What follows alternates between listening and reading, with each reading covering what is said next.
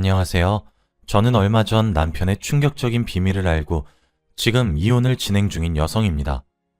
지금 생각해보면 정말 세상에 별의별 일이 다 있는 것 같아요. 여러분들도 오늘 제 이야기를 들으시고 결혼하기 전에 생각 많이 해보시길 바랍니다. 저는 우선 남편과 30대에 만났어요. 그때 저는 평범한 직장인이었고 남편은 공무원이었죠. 그 당시에 공무원이라고 하면 안정적인 직업에 공부도 나름 열심히 한 남자라고 생각해서 남편을 처음 봤을 때부터 호감이 있었습니다. 그렇지만 남편은 저한테 호감이 없는 것 같았죠. 저는 처음부터 남편에게 들이대면서 오늘 술 먹자, 오늘 밥 먹자, 내가 사줄게 하며 매일같이 문자를 보냈고 남편은 3번 튕기다가 딱 한 번 먹어줄 정도로 쉽게 넘어오지 않더라고요. 중간중간 너무 포기하고 싶었지만 남편은 너무나 제 스타일이었고 만나보고 싶었기에 짝사랑을 그만둘 수 없었습니다. 그 남자 회사와 저희 회사는 거리가 좀 있었는데 일부러 조금이라도 마주치기 위해 그 사람 회사 근처에서 점심밥을 사 먹기도 하고 퇴근을 하러 집에 가는 길에도 일부러 돌아서 그 사람 집 근처로 지나가기도 했습니다. 그런데 정말 10번 찍어도 안 넘어가는 남자가 없다는 말이 사실이었는지 그 남자는 저의 이런 지속적인 애정 공세에 결국 넘어가고 말았어요. 제가 매일같이 보자고 하니까 저희는 만나는 횟수가 점점 증가했고 같이 데이트도 하면서 사랑을 키워나갔죠. 물론 그 남자한테 제가 먼저 손도 잡고 스킨십도 했지만 그래도 저는 좋았습니다. 그렇게 같이 만나가는 횟수를 늘리고 연애를 하는데 무려 2년이 걸렸어요. 저는 2년의 끈질긴 노력 끝에 이 남자를 얻었다는 생각에 너무 기뻤고 남자친구도 저에게 너무 잘해주더라고요. 남자친구는 원래 성격부터 다정하고 여성스러운 면이 있었지만 저는 늘 칠칠 맞고 털털했기에 저와 너무 잘 어울렸어요. 그렇게 저희는 3년 동안 연애를 했습니다. 연애를 할수록 이 사람이 더 좋아졌고 함께 미래를 꾸려나가고 싶다는 생각이 더욱 커지더라고요. 그치만 제가 결혼하자고 하면 이 사람은 싫다고 결혼 생각 없다고 했습니다. 저는 그 말에 상처를 받았고 혹시 내가 아내로 삼고 싶지는 않는 건가 싶어 일부러 성숙한 척도 해보고 어른스러운 면을 많이 어필했는데도 그 사람의 마음은 변치 않더라고요. 그럼 오빠는 결혼 안 할 거야? 라고 물으면 그 사람은 난 결혼 안 할래 라고 했습니다. 저는 이 사람과 관계가 끝나면 더 이상 누구를 만날 자신이 없었기에 같이 저와 오빠를 설득할 사람을 구하기로 했어요. 바로 오빠의 부모님이었죠. 저는 오빠 몰래 오빠의 부모님을 찾아뵈어 여자친구라고 인사를 드렸고 다행히도 저를 좋게 봐주셔서 벌써 예비 며느리가 되었습니다. 그래서 오빠네 부모님에게 결혼을 하고 싶다고 말씀드리니 너무 좋다고 자기들이 도와주겠다고 하셨고 열심히 저와 결혼하라고 오빠한테 말했다고 하더라고요. 그게 오빠에게 조금 효과가 있었는지 저에게 와서 너 우리 부모님한테 나랑 결혼하고 싶다고 했다면서? 라고 물어보더라고요. 응, 난 오빠랑 결혼하고 싶은데 오빠는 왜 나랑 결혼하기 싫어? 나도 네가 좋은데 난 결혼하면 내 사생활이 침해되는 게 싫어. 그게 무슨 소리야. 난 결혼해도 오빠 인생 참견 안 해. 오빠가 뭐라든 나는 간섭 안 할 거야. 난 단순히 오빠랑 나랑 부부가 되는 걸 원하는 거지 오빠 인생에 참견하는 걸 원하는 게 아니야. 너 정말로 내 인생에 관여 안 할 거지? 난 나한테 이래라 저래라 하는 거 별로 안 좋아해. 응, 절대 관여 안 해. 서로 우리 인생에 관여하지 말자. 그래도 난 오빠 사랑해. 오빠와 저 사이에서 드디어 오해가 풀렸는지 오빠는 저와 결혼을 결심했고 그렇게 결혼식도 순조롭게 진행되었죠. 저희 부모님도 다행히 듬직해 보이면서 다정한 오빠를 좋아하셨고 오빠네 부모님도 저를 딸처럼 여겨주셨어요. 그렇게 결혼을 하고 이제 안정적인 가정이 생기니 너무 행복했습니다. 오빠와 저는 어느 정도의 거리도 유지하면서 세상에서 제일 친한 친구 같은 부부가 되었고 결혼 생활도 너무 즐거웠어요. 그렇게 몇 달 동안 오빠와 함께 살다 보니 아이를 갖고 싶다는 생각이 들었습니다. 솔직히 처음부터 들긴 했지만 혹시나 오빠가 원하지 않는다면 제가 상처를 받을 것 같아서 선뜻 말을 못하고 있었는데 이제 결혼한 지도 조금 됐고 그래서 물어보기로 했죠. 오빠, 혹시 우리 아기 가질 생각 없어? 응, 없는데? 뭐? 왜 이렇게 단호해?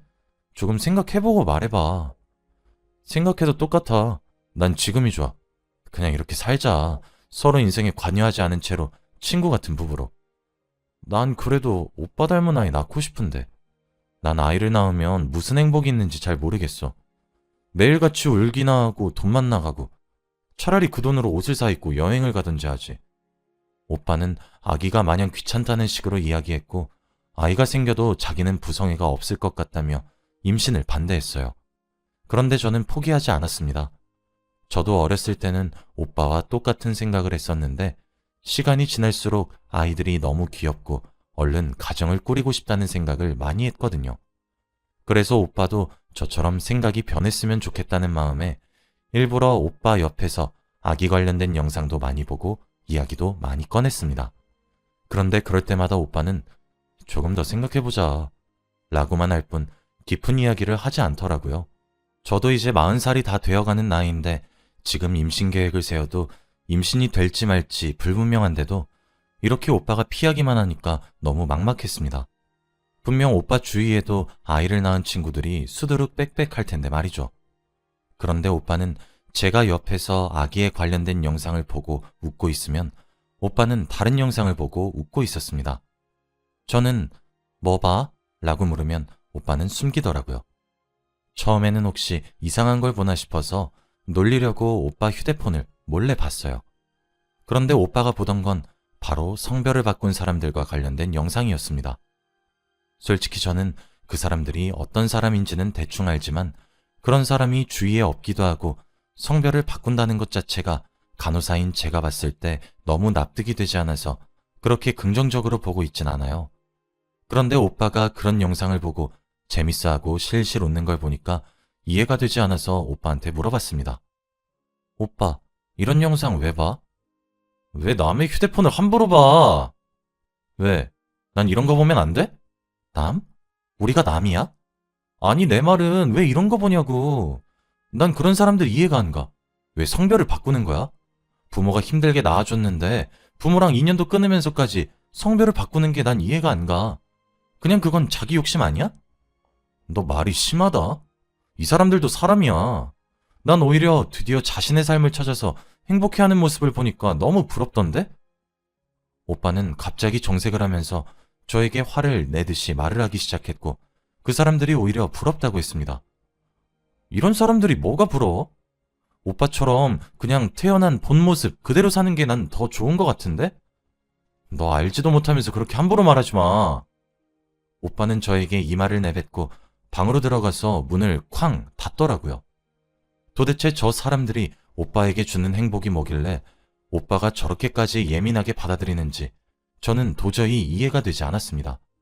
그리고 오빠는 그 사람들의 영상을 접하는 것으로도 모자라 그런 쪽 사람들이 모인 카페에도 가입하면서 그런 사람들의 이야기를 듣는 걸 즐거워하더라고요.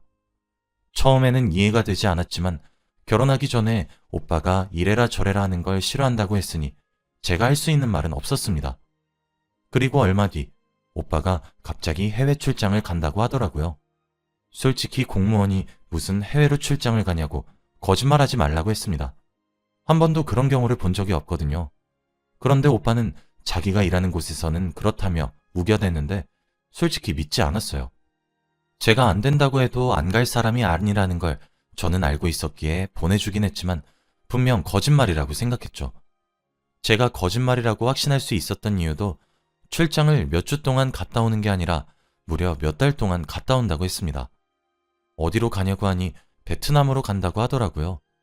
몸도 여리여리하고 힘도 잘 못 쓰는 오빠가 그런 곳에 가서 혹시 사기라도 당하면 어쩔까 싶어 걱정도 되긴 했지만 그래도 간다고 고집을 피우니 말릴 수 없었습니다. 오빠는 결국 베트남으로 떠났고 저는 집에 혼자 남겨졌어요.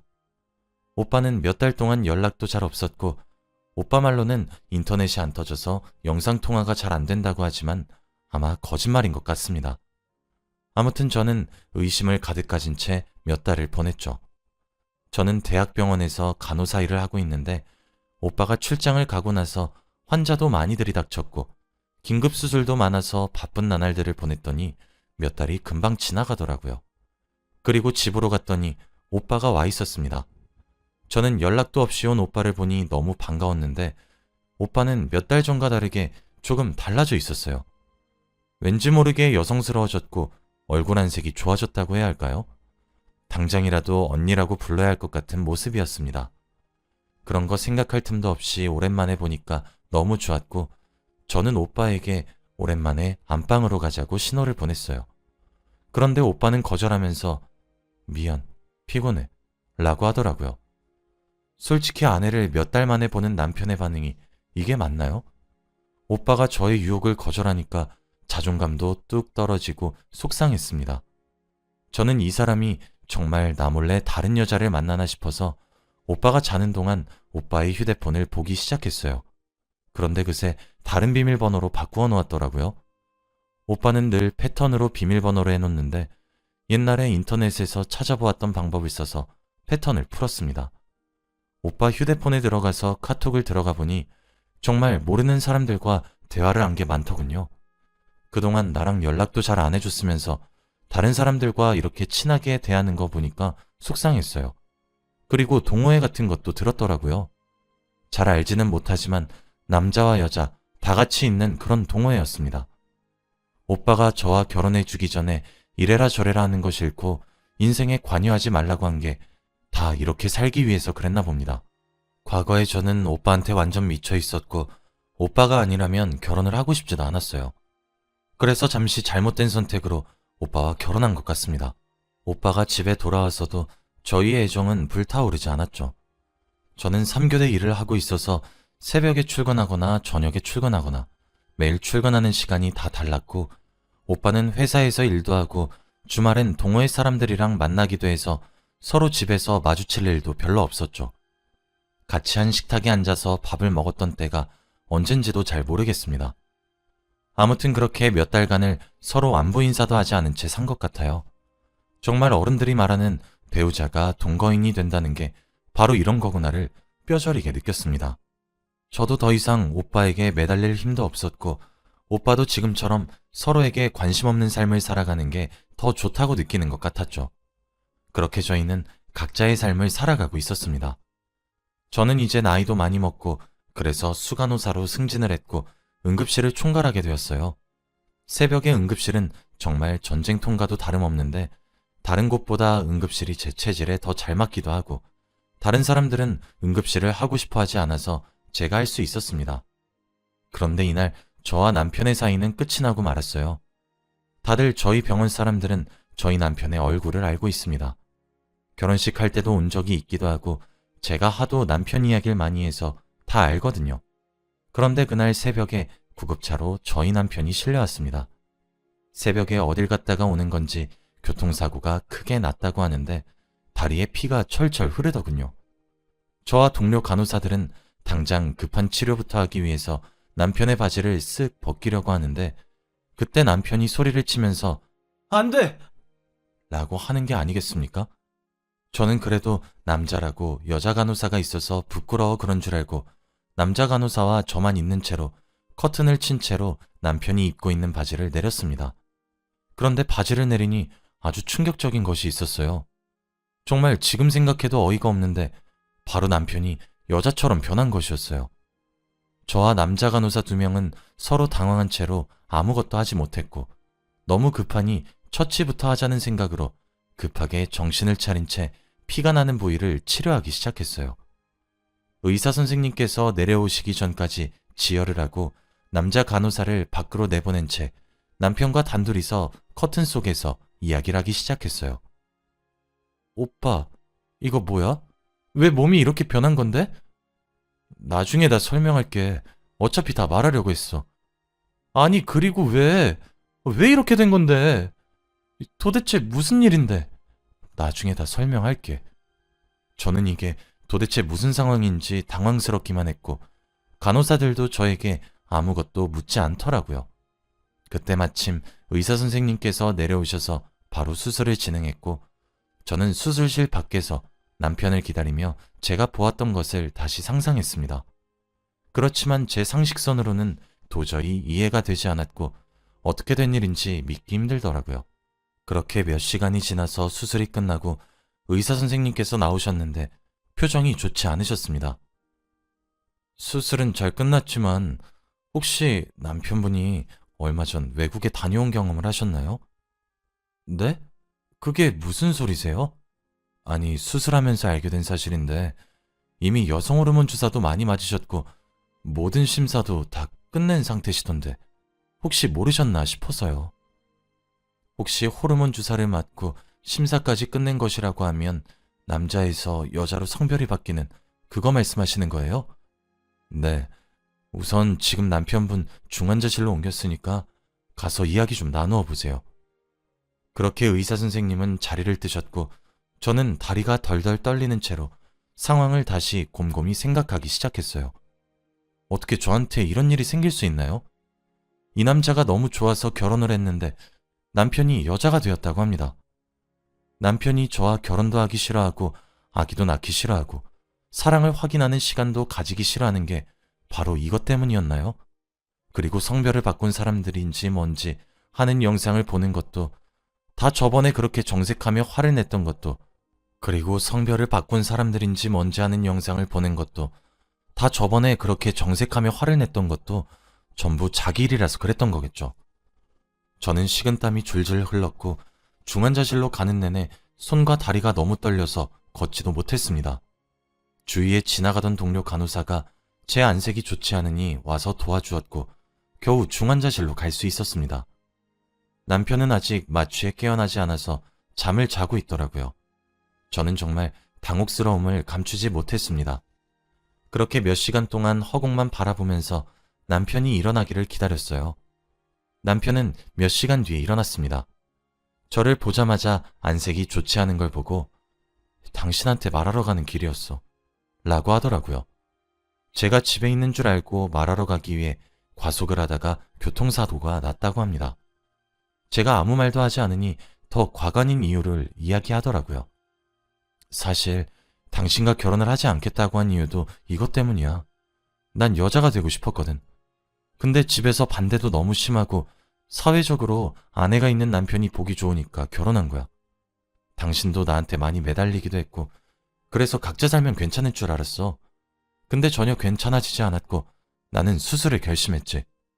그때 베트남으로 출장 간다고 했던 것도 수술하러 간 거였어. 속여서 너무 미안해. 내가 진작에 말하려고 했는데 너무 무서웠어. 나와 이혼해도 좋아. 남편이 그렇게 말하니까 정말 할 말이 없더라고요. 생각해보면 이렇게까지 티를 냈는데 눈치를 채지 못한 제가 너무 한심했습니다. 그리고 남편이 감정에 북받쳤는지 펑펑 울면서 나도 너무 힘들었어. 그런데 여보, 나 지금에서야 내 삶을 찾은 것 같아. 난 지금 너무 행복해. 응? 제발 이제 나 놓아주고 각자 삶 살자. 라고 하는 겁니다. 저는 한 번도 성별을 바꾼다는 거에 깊게 생각해 본 적이 없고 항상 부정적으로만 여겼던 사람인데 막상 제 남편이 그렇다고 하니까 저도 감정이입이 되면서 그동안 얼마나 힘들었을까? 이 말이 제일 먼저 나오더라고요. 남편도 제가 예상 외의 말을 꺼내니 놀란 눈치였습니다. 한 번도 제 앞에서 운 적이 없던 사람이 그렇게 어린아이처럼 우니까 너무 마음이 아파왔어요. 그동안 마음고생하고 힘들었을 그 사람이 너무 불쌍하고 이제라도 행복해졌다고 하니 그걸로 됐습니다. 그렇게 저는 남편과 깔끔하게 각자의 삶을 살기로 하고 의리로 시부모님께 절대 말씀드리지 않았어요. 남편 말로는 자기가 알아서 말할 테니 조금만 시간을 달라고 하더라고요. 그때는 너무 당황스럽고 놀라고 화도 났지만 지금 생각해보면 그냥 체념합니다. 그래야 저에게도 더 편한 것 같아요. 정말 세상 살다가 별의별 일이 다 있네요. 지금은 그 사람과 이혼 소송 중입니다. 미안하다고 저한테 위자료를 많이 준다고 해요. 그거라도 받고 이제 진짜 관계를 끊으려고요. 나이 50이 다 되어서 정말 대단한 일 한번 겪었습니다. 여러분도 결혼 잘 생각해보고 하시길 바랄게요. 제 이야기는 여기까지입니다. 들어주셔서 감사합니다.